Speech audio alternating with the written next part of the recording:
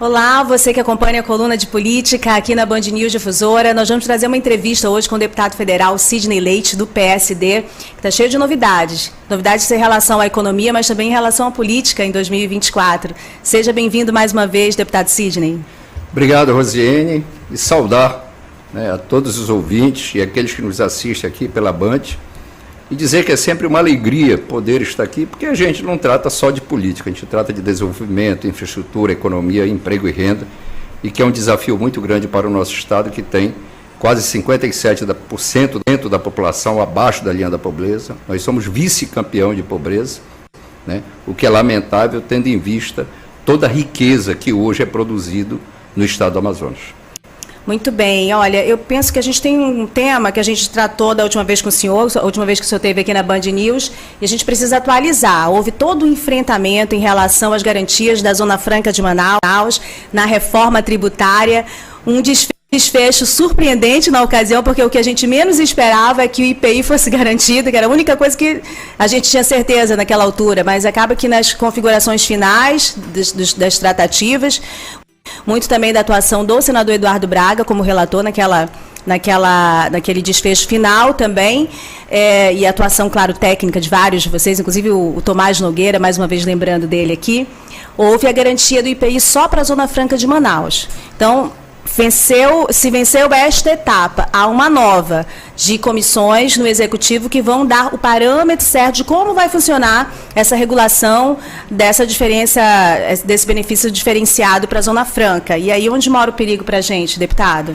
Primeiro, Rosane, é muito importante que você coloca. E por que nós recuamos? Isso foi um debate, inclusive, interno, eu participei, do imposto seletivo, que é considerado o imposto do mal, que a previsão do que foi debatido e discutido no grupo de trabalho, como no plenário da Câmara, é para que ele seja uma sobretaxa, como, por exemplo, para álcool, para cigarro, e para produtos que causam prejuízo à saúde.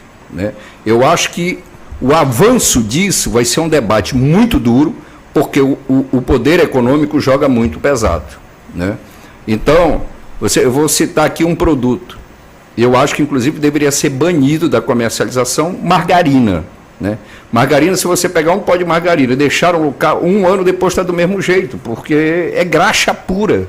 Aquilo faz um mal para a saúde danado. Uma gordura que nem uma malhação vai destruir no teu organismo. Não vai destruir. Então, nós temos produtos muito ricos em determinadas coisas e determinados tipos de gordura que causam muito prejuízo à saúde. E é lógico, o Brasil é um dos expoentes nacional no agronegócio, e tem a discussão sempre da questão do agrotóxico, mas isso será um desdobramento. Então, você vincular a Zona Franca ao imposto do mal seria muito ruim.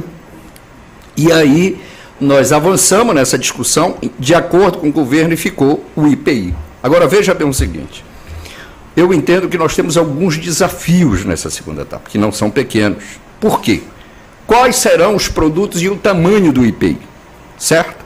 Produtos que são produzidos na Zona Franca e que são produzidos fora, como é o setor de informática, que nós, inclusive, já avançamos na legislação passada em soluções para equilibrar principalmente Amazonas e São Paulo. Então, eu entendo que esse é um desafio.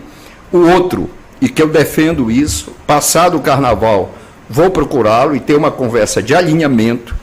O governo federal, via Ministério da Fazenda, de Secretaria Especial da Reforma Tributária, instituiu 19 grupos de trabalho, certo? Que tem representatividade de vários órgãos federais e da municipalidade, dos municípios e dos governos do Estado através do CONFAS. E o meu pleito, no sentido de que a gente possa ter desgaste, seja do ponto de vista político e do ponto de vista técnico, é que o resultado desses GTs, a gente possa afinar com a discussão técnico-político com a bancada do Amazonas. Então, esse é um pleito que eu vou fazer ao secretário especial Bernardo Api, no sentido de avançar, mas nós teremos um desafio e eu destaco esse, porque com certeza vão querer impor lista, vão querer botar uma coleira, para dizer o seguinte, não, a Zona Franca tem que ficar nesse quadrado, mais do que isso não pode, né? Porque a guerra econômica é natural, e isso faz parte do processo.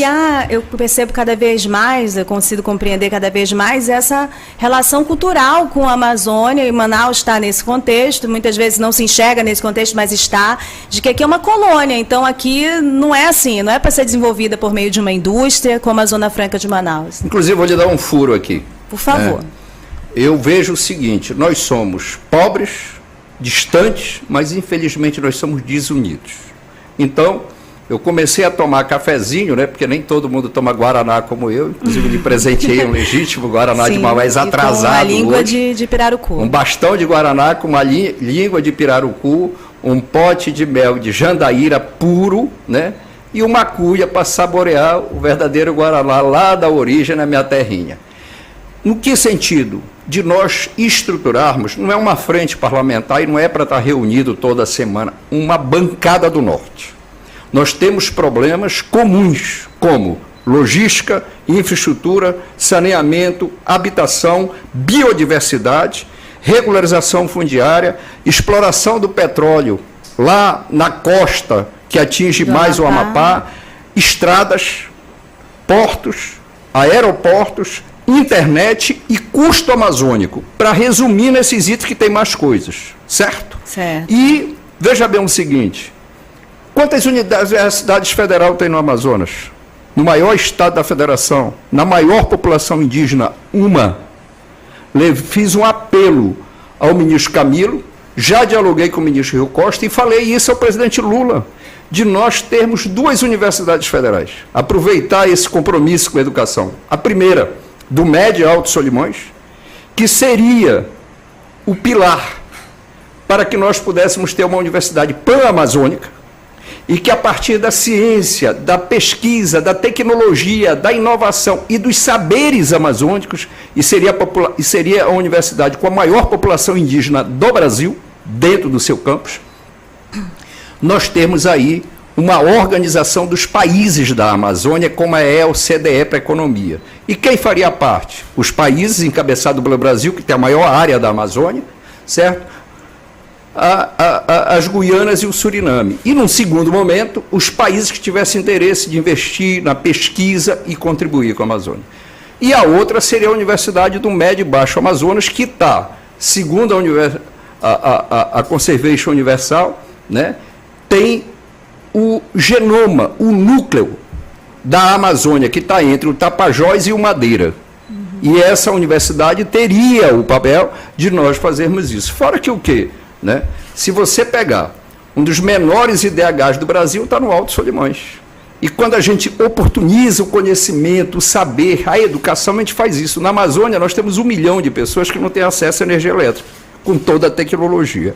Então, eu entendo que esta pauta nos ajudará no sentido de unificar esses desafios que nós temos. Para você ter uma ideia, e eu falo o seguinte, a gente vive e respira a Zona Franca porque sem ela a gente quebra. Ninguém vive nem respira. Né? Mas a luta das áreas de livre comércio, quem encampou fomos nós. A bancada federal, na Câmara e no Senado. Certo? Para garantir as áreas de livre comércio, que está na Constituição. Quem fez, quem não fez, acabou, porque o prazo foi maio de 2023. E isso foi sancionado. Certo? É interessante essa sua proposta a respeito do desenvolvimento por meio da educação, porque, paralelo a isso, há um grupo de cientistas, o professor Enio Candotti, que morreu em dezembro, mas outros, como a professora Marilene Corrêa, que estava aqui presente também na sua última entrevista, uma proposta de valorização dos institutos e universidades já existentes na Amazônia, mais de 300, de colocá-los com estrutura para funcionar. E eles já estão instalados, já há professores, já há um recursos plenamente humanos. Com a professora Marilene, que é uma pessoa muito comprometida, por sinal. Inclusive, essa tem sido o foco da nossa discussão. Ontem eu tive uma reunião que eu vou apresentar um projeto de lei e combinei isso com o ministro Alckmin, certo? Sobre nós avançarmos sobre a questão de PID, mas que a gente possa ter uma atenção, neste primeiro momento, com a participação do CBA para todos esses institutos, as universidades, como também os institutos federais de educação e também o INPA, a Embrapa, o Instituto Emílio Gueldman no Pará, certo? E que a gente possa trabalhar os que for possível dentro da área de cobertura, os recursos de P&D, certo? E que a gente possa ter inovação. E eu entendo que inovação, Rosiane, nós precisamos ter nota fiscal. Porque aí, se a gente conseguir estruturar a cadeia produtiva e que o homem, que a mulher que está na floresta, o indígena, possa ter renda, a gente garante a sustentabilidade ambiental da Amazônia. É o que eu defendo. Mas passa pelo conhecimento, passa pelo saber. Passa pelo interesse de que pessoas que estão em mandato como o senhor também se apropriem desse assunto e coloquem como prioridade, como o senhor tem demonstrado aqui nas suas entrevistas, na sua atuação política em Brasília. Deputado, eu sei que é parte da sua preocupação, da sua agenda, das suas últimas atuações, a questão logística. A gente enfrentou um problema muito sério durante a última seca histórica. Há previsões que esse ano também não vai ser fácil. Aliás, eu acrescento aqui uma informação, vou já pedir para colocar umas imagens também no ar, que eu estive agora há pouco lá no Alto e Médio Rio Negro e me impressionou que já enfrentam novamente uma seca. E uma seca adiantada, no mês de janeiro, que é o mês de chuva. Porque a bacia lá é diferente, né? Exatamente. Então, assim, mas mais forte do que geralmente acontece. Eles próprios estão preocupados, que está mais seco do que deveria estar nesse momento. Então, é um problema que nós vamos ter para sempre, né, em função da crise climática. Qual é o seu ponto de debate nesta questão logística neste momento, deputado? Deixa eu lhe dizer, primeiro, né, houve um compromisso do governo federal aqui, no sentido de fazer a dragagem, né, prioritária da Costa do Tabocal e da Foz do Madeira. E de todos os diálogos que eu tenho, não estou afirmando aqui, Rosiane, que alguém da minha parte foi lá em loco vistoriar, mas que as dragas que estavam lá, elas não tinham capacidade suficiente para fazer o devido serviço. E agora, essa semana, eu reuni com o ministro Silvio Costa Filho, que é o ministro de Portos e Aeroportos, e que capitaneou isso juntamente com o ministro Renan Filho, do Transporte, e o DENIT. E o que foi me garantido? Que, naquele momento, até chegar as dragas aqui, levaria muito tempo, porque leva um tempo de deslocamento, porque está vindo de outros países. Mas, salvo engano, ou as dragas chegaram ou estão chegando para fazer essa dragagem. Agora, veja bem o seguinte, nós temos um estudo recente, que nos próximos 40 anos, da parte que nos interessa na Amazônia, nós vamos começar a sofrer secas extremas numa sequência. Quando o senhor fala a parte que nos interessa, é a área de transporte. Da Amazônia. De transporte, não, eu da falo navegação. Secas na Amazônia, de modo geral, que vai influenciar nos próximos... O senhor falou da parte que nos interessa. A Amazônia. Certo. Da Amazônia. Então, porque o Rio Grande do Sul vai viver o inverso, para ter um exemplo. Então, veja bem uma coisa, essa questão não só da dragagem, mas da logística, nós precisamos não só corrigir, porque há um passivo histórico com a região, certo? Porque, deixa eu lhe dizer uma coisa, o que eu tratei com o ministro Silvio Costa? Inclusive, nessa reunião tem uma previsão, que eu quero pelo menos colocar mais da concessão de 15 aeroportos no interior do município, de 16, aliás, né? 15, sendo 19 com investimentos, certo? Para que a gente possa operacionalizar. Agora, veja bem o seguinte, um cidadão, eu estou com uma agenda 16, 17 e 18 lá em Ipixuna. Para eu chegar em Ipixuna, eu vou ter que ir para Brasília. E o preço da passagem de Brasília é muito cara. Mais cara, muitas vezes, do que você sair de Manaus e ir para Miami. Certo? E não vai direto, não? E não vou direto, eu vou ter que pegar um monomotor pequeno, em Cruzeiro do Sul, para pegar um avião para chegar em Ipixuna. Então, se nós resolvermos o problema dessa malha aérea, a gente consegue aproximar, inclusive, a dificuldade que a gente tem regional. Por exemplo, se no município de Eirunepé nós tivermos um terminal e a infraestrutura necessária, porque a pista nós temos, nós conseguimos fazer uma rota no estado vizinho. A mesma coisa Labre e Boca do Acre em relação a Rio Branco, certo? A mesma coisa se nós tivermos uma pista decente em Manicoré com balizamento para ter uma rota de Porto Velho.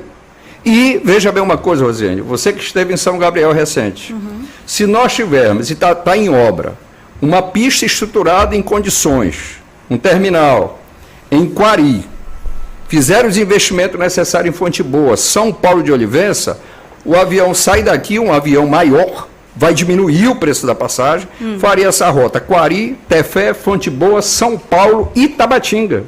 Como lá atrás, a Transbrasil e a Vasco operaram o Boeing voando para Tabatinga. E hoje, vou lhe dar um exemplo, pegar um município médio, Fonte Boa, uma passagem no Expresso custa R$700. Nossa. Então, mas nós precisamos ter isso. Paralelo a isso, nós temos os problemas dos portos, certo? Portos que caíram, agora deixa eu lhe fazer um raio-x que poucas pessoas se atentaram. O Porto de Tabatinga ficou inviável, porque é pequeno e está no lugar errado. O Porto de Parintins, seca, né? você já fez registros, matérias, começa a temporada de navio. Os navios não ancoram no Porto de Parintins porque ele não é adequado. Porto de Itacoatiara caiu. Porto de Tefé não atende a demanda. Quari, idem. Porto de Maués está interditado. Porto de Manicoré, mais de 6 anos interditado. De Eruri, eu acho que está interditado também, Porto, né? De Eirunepé, idem. Porto de Humaitá, idem. Mas eu estou dando aqui um reflexo que, com exceção de Manacapuru, que não depende muito do porto, esses IP4s ficaram inviáveis e estão parados, onde não estão parados. Ou seja, eu levei essa pauta para o ministro agora e nós vamos montar uma discussão em relação a isso. Paralelo a isso, o que eu defendo? Se você observar, estes portos impõem uma questão que se remete, né, e ele tem uma previsão, inclusive, de estar lá a partir de terça-feira, onde o presidente Lula vai. Lá no Egito, quando construíram as pirâmides do Egito. O embarque e o desembarque dessas embarcações desse navio é feito no lombo do caboclo. Nós não usamos nem pallet, uma estrutura, mas nós precisamos ter container. E o que eu defendo? Pelo menos o porto de Itacoatiara, que vai ser construído o novo porto, para que esses navios que vierem com capacidade máxima de container e que não puderem chegar em Manaus, desembarca e faz o transbordo de balsa. E Tabatinga. Por que Tabatinga? Essa é uma discussão que eu comecei no final do ano passado. Eu entendo que agora, tanto interno para a interiorização da economia do estado do Amazonas, quanto para melhorar a capacidade, certo? Seja de serviço, mas também de competitividade dos produtos da Zona Franca de Manaus. Por que a gente não consegue vender para o Peru, para o Chile, para o Equador, para a Colômbia, para a Bolívia? Porque vai ter que dar a volta, certo? Para chegar lá. Nós vamos pegar um oceano para chegar no outro. Estando tão perto. Mais perto, né? Então, nós estamos tendo uma sequência de reuniões. Coloquei isso para o ministro Silvio Costa Filho, de que qual seria a ideia? Fazer uma rota pelos Solimões e ser via Peru ou via Equador. Provavelmente mais via Peru. Já esteve aqui autoridades do governo peruano conversando com o superintendente da SUFRAMA, têm interesse, estão fazendo um grande porto no Peru, com parceria chinesa, certo? Qual seria a grande dificuldade? É o trecho rodoviário, que eu, né, na próximo diálogo que nós tivermos, vou defender aí que poderia ser discutido e trabalhado uma ferrovia. Onde é o trecho? De onde até onde? Do Peru até... Aí é que é o ponto que a gente precisa... Hã? No Acre? Não, no Peru. Certo. Ali no Peru para pegar os Solimões, a rota dos Solimões. E aí ontem eu conversei com um empresário de Rondônia, que ele já leva container, como por exemplo, de Franca, que é o maior produtor de calçado do Brasil, e ele está utilizando essa rota e vem a Manaus na próxima semana para já atender uma demanda da Samsung, né? Ele só não me disse se é na ida ou na vinda, certo? E que também está discutindo com o grupo MAGE para escoar algodão por essa rota. Então, eu entendo que nós temos condições de melhorar a competitividade, de exportar isso, mas também de importar produtos para chegar mais barato ao Amazonas. Certo. Certo? E de melhorar não só do ponto de vista... Mas qual é o trecho da rodovia que o senhor cita? Seria próximo a Lima, que é onde está sendo construído o porto, e subir os Andes para pegar. E isso é que precisa de detalhe, eu não quero afirmar aqui para dizer, pô, o deputado está falando besteira. Sim. Porque... eu tive uma conversa com Irani Bertolini por telefone, né, que viajou, e tem este empresário que está fazendo. Então, nós precisamos saber qual é a capacidade dessa balsa, qual é o período, porque ele me afirmou que os 12 meses, os 9 meses dá para fazer com esta carga, com a carga que ele trabalha, por peso, e 9 meses com uma carga menor. Então, o que eu estou dizendo isso é que nós estamos discutindo, trabalhando, eu defendo que técnicos do governo, seja do Ministério de Portos e Aeroportos, seja o Ministério do Transporte, DENIT, SUFRAMA, e as lideranças locais, a gente faça uma delegação para ir nesse trecho, conhecer, conversar com as autoridades e também fazer um evento aqui em Manaus, que isso eu conversei com o superintendente da SUFRAMA, que essa questão interna reflete nessas questões. Certo? Quando a gente fala de um porto de Itacoatiara, não vai atender só Itacoatiara. Sim. Certo? Vai atender todos nós. Quando a gente fala da dragagem do Madeira, não vai atender só aquilo, vai atender Manaus. Então, as coisas estão interligadas para que a gente possa fazer aqui um evento, um seminário, um workshop, seja lá o que for, aqui em Manaus, com a participação das autoridades, das agências, né? Porque quando a gente vai discutir isso, a gente vai ter que sentar com a ANA, sentar com a ANAC e fazer esse foro e discutir isso, certo? E, paralelamente, ter um trabalho para ver o resultado do impacto econômico disso, seja para o Peru, seja para o Brasil, porque esta rota se consolidando, nós temos um potencial gigantesco, né? Quando eu vejo o empresário falando que vai escoar algodão, a gente tem outras possibilidades que não é o polo industrial. E aí ver como é que a gente vai inserir isso para exportar produtos nossos, porque deixa eu lhe dizer uma coisa, com todo o custo de logística, a Motor Honda da Amazônia, ela consegue colocar uma linha de motocicleta e comercializar para os Estados Unidos. Ela consegue comercializar com todo o custo de logística uma linha de motocicleta para a França. Então, dizem, né, que a qualidade do televisor que nós produzimos aqui é superior ao produzido no México, mas os Estados Unidos compram do México. Por quê? Porque a logística nossa encarece muito o produto e perde competitividade. Então, eu entendo que o Ministério da Indústria tem que estar partícipe nesse processo, para que a gente possa, inclusive, tirar os embaraços que possam haver e também garantir, por exemplo, que é um pleito que nós já fizemos pela bancada, alfandegar o Porto de Itabatinga. Então, são desafios nossos. Essa região é uma região muito rica em pescado. Nós temos o manejo do pirarucu, que não tem uma outra atividade que garanta hoje, pronta, que precisa estruturar a cadeia produtiva, tão forte, que começou em Mamirauá, ganhou o Amazonas, ganhou a Amazônia e está na Amazônia Internacional, certo? Que garante não só a conservação da biodiversidade, mas que se nós agregarmos valor a esse pescador, nós vamos melhorar a qualidade de vida dele. Então, que o pescado já sai ilegalmente por ali. Sai ilegalmente, mas o pobre do pescador é o sofrido, é o que menos ganha. Ou seja, eu entendo que é um desafio grande, mas o que eu vejo? Nós não pulamos uma fogueira, nós pulamos um incêndio quando a gente passou pela reforma tributária no que está na Constituição. Nós vamos pular um outro incêndio? Com certeza, né? Mas eu acho que a gente tem a obrigação de olhar para o futuro, certo? Sim, com certeza. E nós não podemos mais, porque quando eu vejo o seguinte, todos cobram de nós a responsabilidade sobre a conservação da biodiversidade. É errado? Não. Agora, eles não têm esse mesmo olhar quando a gente precisa de recursos. O Amazonas tem o maior déficit habitacional do Brasil. A média do Brasil é um pouco mais de 12%, nós chegamos a 25%, e está aí Manaus, que é um caso clássico disso, certo? Nós temos um déficit, nós somos a região norte, é a região disparada, mas é lanterna do lanterna de recursos para a pesquisa, que é uma grande contradição, que deveria ser a região que mais deveria receber recursos. Laboratório, né? Certo? Nós somos a região que disparado menos tem acesso a recursos para saneamento. Certo? Então você veja bem o seguinte, o Amazonas nós temos a maior população indígena. Ok?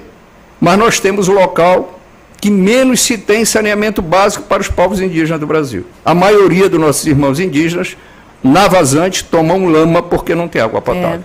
Falando nisso, eu tenho uns vídeos que eu fiz lá em São Gabriel quando eu estive. Tiago, você pode colocar aqui para o deputado Sidney Leite, quem está acompanhando a entrevista, assistir. Esse vídeo mostra exatamente essa questão de logística que o senhor acabou de falar das vulnerabilidades. Vai sair no ar, deputada, está aqui nessa outra tela, olha aqui. Essa semana são as cestas básicas para ajuda emergencial da seca, que já terminou, né? Já está começando outra, que chegou agora em São Gabriel da Cachoeira.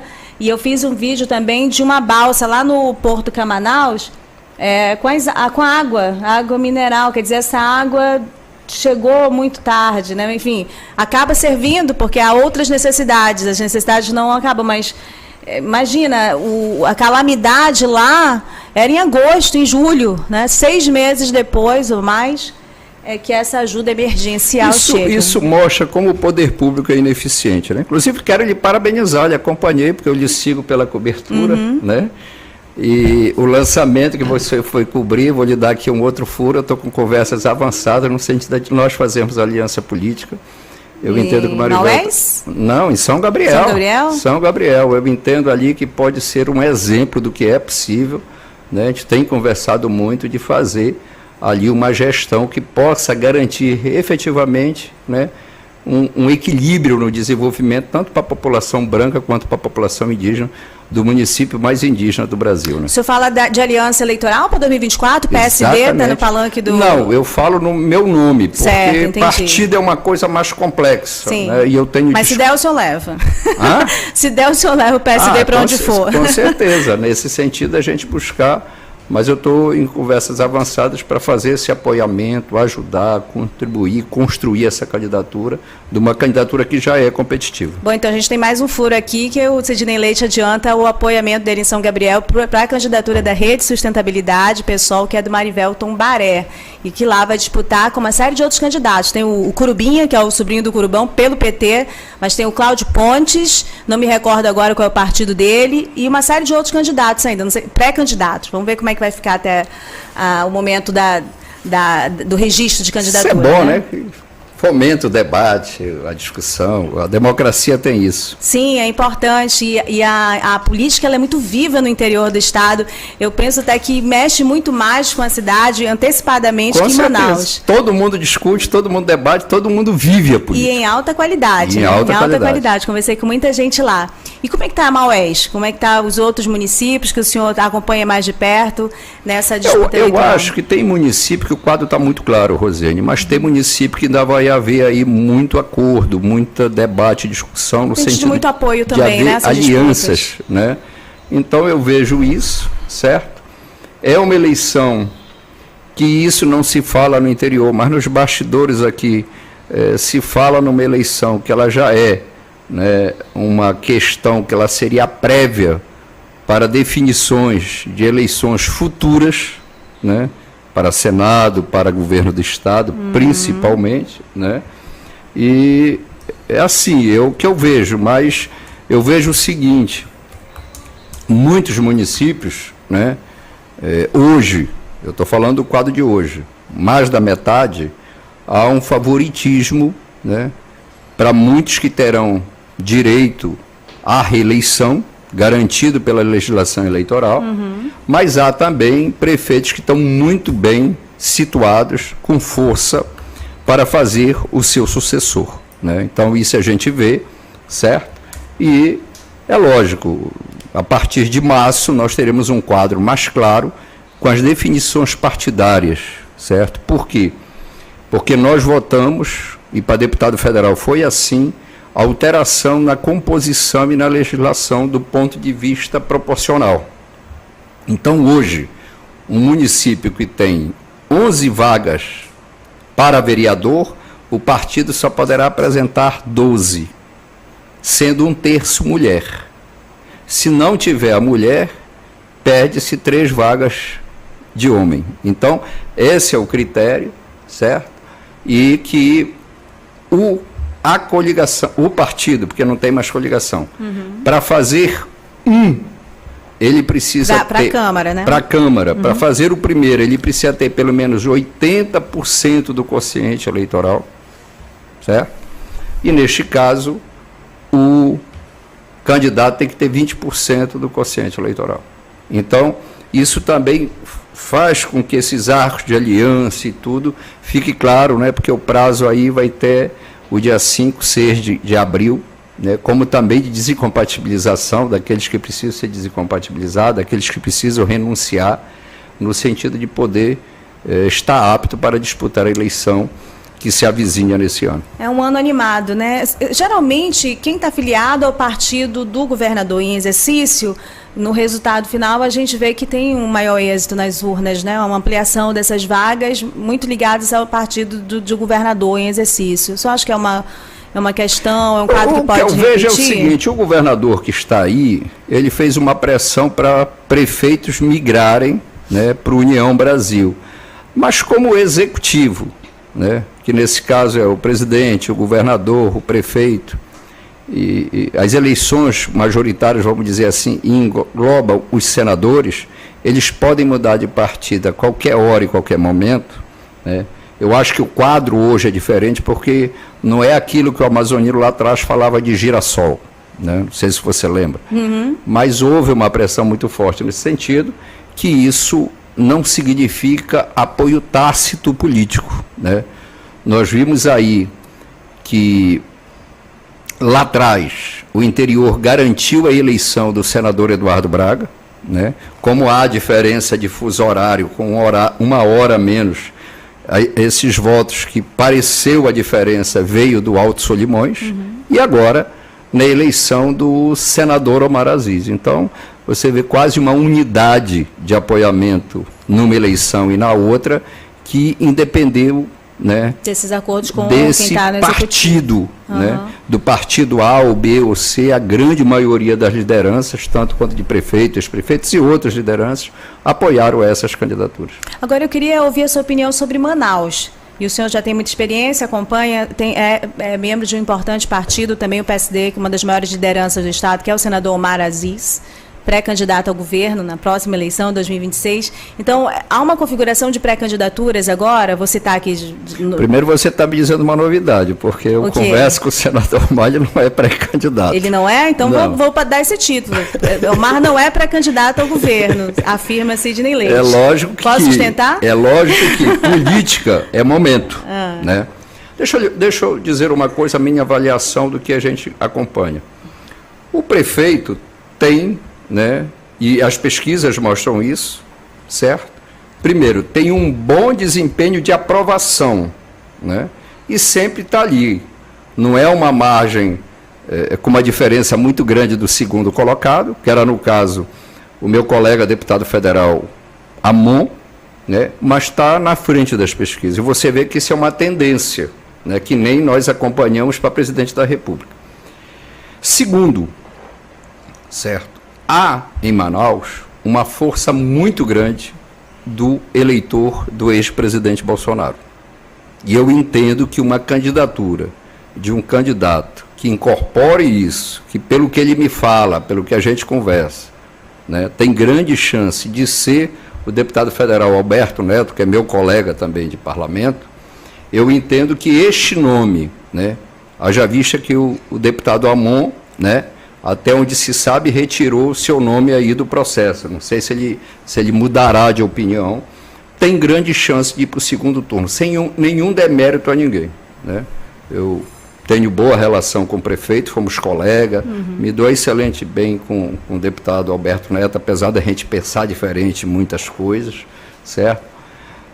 E tenho uma relação muito boa do ponto de vista até de diálogo político com o deputado Roberto Cidade. Mas eu gostaria de trazer aqui um ingrediente, uma volta no tempo.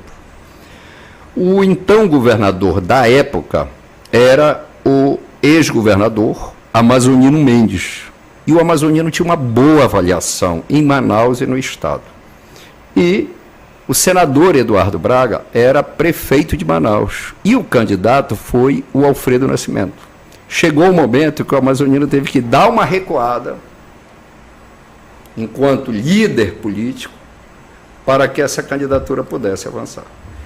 Governador Eduardo Braga, extremamente bem avaliado, fez o Prosamin, programas habitacional, consolidou o Nova Cidade, que o amazonino iniciou, mas ficou tudo inacabado, enfim, vários programas, né? E lançou o senador Omar. O Omar não foi sequer para o segundo turno. O Omar 90 e tantos % de aprovação, certo? Galera nota 10, N programas, ronda no bairro, isso e aquilo, tocando a Avenida das Torres.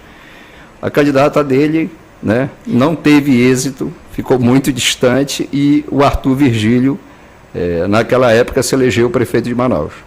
O que eu quero dizer é o seguinte: se quem olha a pesquisa e não tem a preocupação de só olhar quem está na frente, observa que a avaliação, pesquisas feitas por órgãos que são ligados ao governador, o Wilson Lima.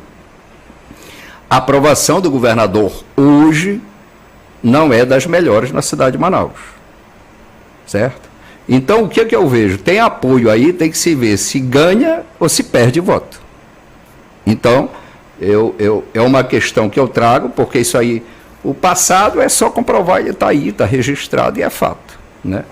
Então, eu entendo que esta eleição de Manaus terá ainda muitos ingredientes e muitos fatos, e com certeza será uma eleição extremamente animada. Já está animada, né? Agora, essa coisa das pesquisas, enquanto o senhor estava falando, eu lembrava que o Davi Almeida, que saiu vencedor na última eleição, pontuava muito mal nas pesquisas, que eram o Ricardo Nicolau sempre lá na frente quando veio o resultado. Algum fato político que a gente conhece derrubou muito ele. Debate, né? Mudaram muito. Mas o Davi também não foi tão bem, né? Então, assim, as pesquisas... Mas também existe uma coisa... Eu confio mais nas não publicadas, às vezes. Existe uma coisa, Rosiane, que o que acontece, política também, e eleição principalmente, né? Ganha quem erra menos. Tem isso, entendeu? Né? Ainda mais então, em Manaus, né? Manaus vingativa, Manaus tem uma série de temperaturas. Manaus é rebelde, ali. Né? E a lembrança que o senhor fez aí, de que o apoio da máquina do governo, ainda que com aprovação alta do governante, não tem essa tradição. Há pessoas no PCdoB que dizem que o Omar quebrou essa lógica naquela eleição de 2012, porque eles se ressentem de que indiretamente não foi esse o apoio. Embora o senador Omar tenha falado várias vezes, declarado seu apoio a Vanessa Graziotin. Mas, enfim, é da política, né? É do bastidor da política. E, por último, eu encerro o seguinte, só com um tempero, né? Como é uma cidade importante, é a maior cidade do norte do Brasil, certo? Eu acho, e você falou do PCdoB, que o Palácio do Planalto, leia-se, o presidente Luiz Inácio, não vai ficar só assistindo isso. Não, né? acha? Assim, a gente percebe uma esquerda completamente morta. O senhor está no campo progressista do PSD, mas esse mesmo campo progressista, do jeito que foi em São Gabriel, 2 candidatos nesse campo progressista, um da Rede e um do PT, que são os que estão ali movimentando mais a política nesse momento, pré-eleitoral. Mas em Manaus isso me parece mas um quadro... O que eu quero colocar, Rosane, é o seguinte, né? Não é que o candidato seja do PT, seja do PSD, seja do PCdoB, seja do Rede. Mas o que eu entendo é o seguinte... Existe um nome do campo progressista que possa agregar esses partidos? O que eu estou colocando é o seguinte, eu não vejo, né, porque independente de qualquer posicionamento que você tenha sobre o presidente Lula, ele é um animal político. Sim. Né? Tanto é que o que ele faz agora, essa semana, indo na semana anterior a São Paulo, agora no Rio e Minas, né? Isso é para quem é da política e tem essa capacidade e esse apetite político. O que eu estou dizendo é que, numa cidade que o ex-presidente Bolsonaro tem uma força grande, eu entendo que, dependendo do desdobramento dessas composições, eu não vejo o presidente Lula só assistindo isso, independente desse candidato ser de um partido, do campo. Porque, veja bem o seguinte, o PT terá uma inovação nessa eleição. Nos grandes centros, né, com raras exceções, boa parte dos candidatos não sairão pelo Partido dos Trabalhadores. E eu vejo isso, de quem acompanha a política, que isto acontece, por quê? Porque tem o Lula com muita força hoje, e que está se impondo, porque se passasse por discussão, a Marta nunca voltaria para o PT, e não seria candidato a vice, certo? Certo. Então, eu vejo isso como interferência forte, como eu não vejo, está entendendo? É meu companheiro de partidos, né, e já demonstrou sua capacidade de gestão. Eu vejo que, na hora certa, o presidente Lula atuará no Rio de Janeiro para garantir né, que seu palanque, que é capitaneado pelo prefeito Eduardo, né, possa ter êxito. Então, o que eu estou colocando é que eu não vejo isso. E, né, é lógico, tem o PAC, anúncio e tudo, mas a gente sabe o quanto mexe a ida no estado do presidente da República. Ele esteve agora em Minas e volta em março a Minas. Então, que Minas e aqui o Amazonas, né, sempre dá um indicativo. Quando aquele candidato ganha, você tem sempre esse indicativo. Então, eu vejo isso e eu estou colocando aqui como ingrediente da sucessão de Manaus, que é uma cidade que desperta o interesse hoje das grandes lideranças a nível nacional. Sim, o senhor está colocando que, independente do contexto político, né, que a gente não tem esse nome de agregar.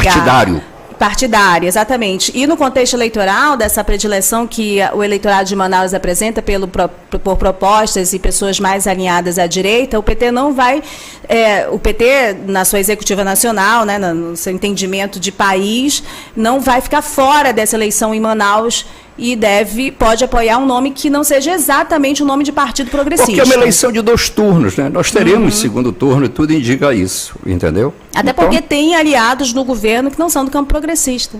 Exatamente. Entendi, muito bem. Olha só, a gente nunca consegue fazer um resumo muito apertado, foi um resumo, mas foi um resumo um pouco mais longo com o deputado Sidney Leite. Muito obrigada por essa primeira entrevista em 2024 e claro que a gente vai trazer o senhor várias vezes, porque assunto não falta. Com certeza, eu agradeço e estou aqui à disposição. Se que tiver interesse em acompanhar esses temas e outros que a gente tem debatido, como a questão da educação, da saúde, de saneamento básico, de comunicação, nos siga nas redes sociais.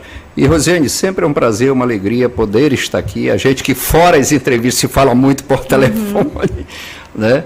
E que a gente possa trazer essa informação para a população. Eu entendo que este é uma pauta interessante, porque a gente tem o dever da transparência e de levar essas informações, que muitas vezes não são do acesso da população. E se eu puder aqui, eu só queria concluir aqui um assunto. Sim. No Amazonas, foi o estado que mais a imprensa deu oportunidade para que a população pudesse ter entendimento sobre a reforma tributária.